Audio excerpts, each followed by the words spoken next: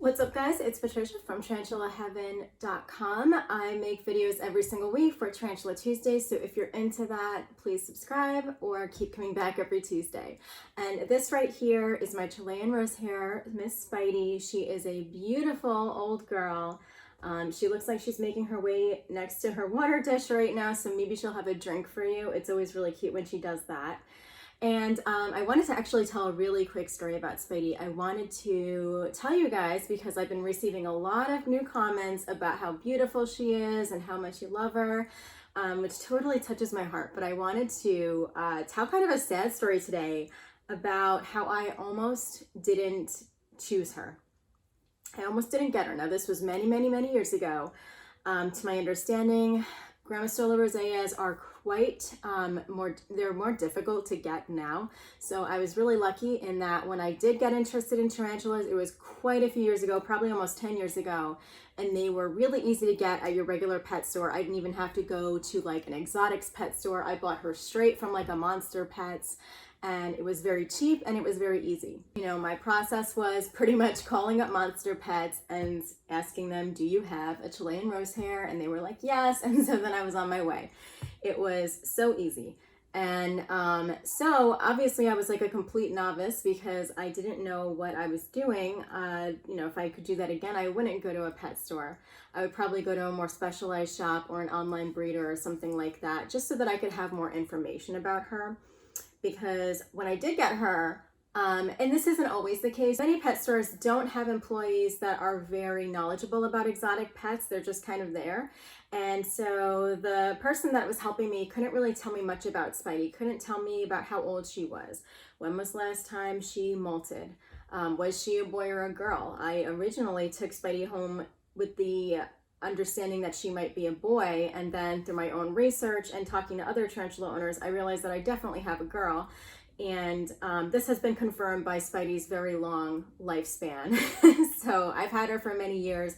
I got her as an adult, so she is obviously a girl, which I am so happy with. I was so lucky. But I didn't know any of that going into it. I didn't know that she was a girl. And I probably also, you know, thinking back, maybe didn't know of the advantages of having a girl. You know, I was very green and new in the hobby.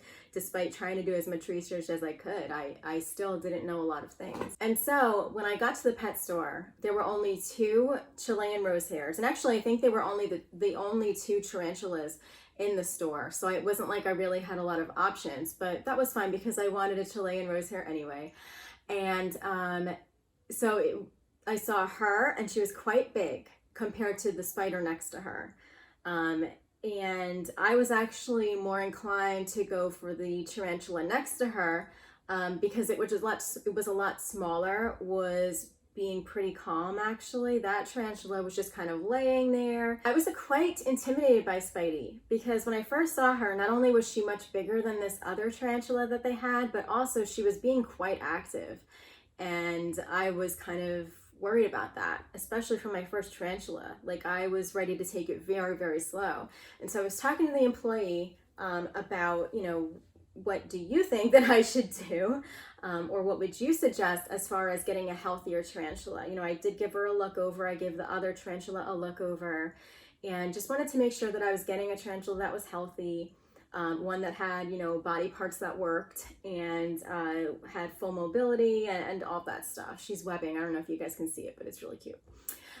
So I was talking to that person, and this other tarantula still hadn't moved.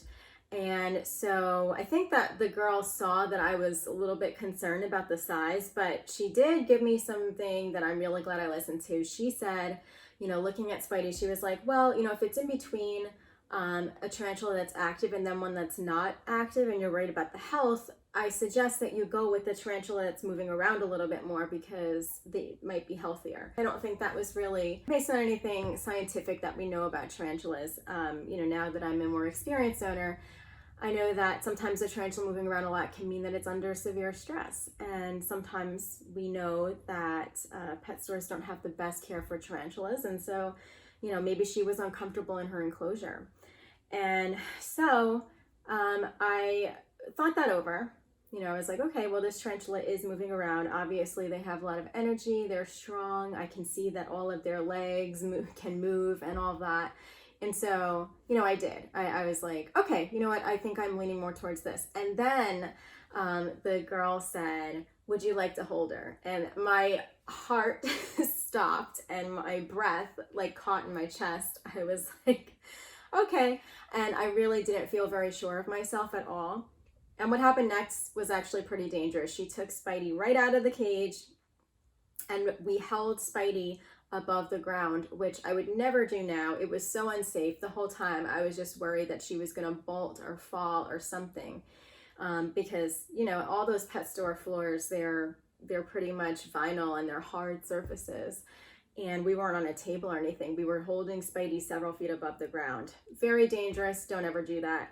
And so Spidey eventually crawled onto my hand and then all of a sudden was completely still. And I was barely breathing. I was so scared, but also that was kind of when I fell in love with her. And I was like, you know what, this is a big girl, way bigger than what I thought I was going to get into. And I'm a little scared of her, but I'm going to bring her home. And I'm so happy that I did because she has taught me so much about tarantulas, taught me so much about myself, you know, how to be patient, how to love something that can't really love you back. It's really a beautiful thing. And I'm so grateful that I did choose her. I got so lucky in that she was a female and we had no idea. That can be pretty rare in this hobby, especially with the price that I got her for. So I feel very, very lucky. And especially since rose hairs are a bit more expensive now. And I believe they're harder to get. Last time I checked, I do feel lucky that I got into the tarantula keeping hobby at the right time.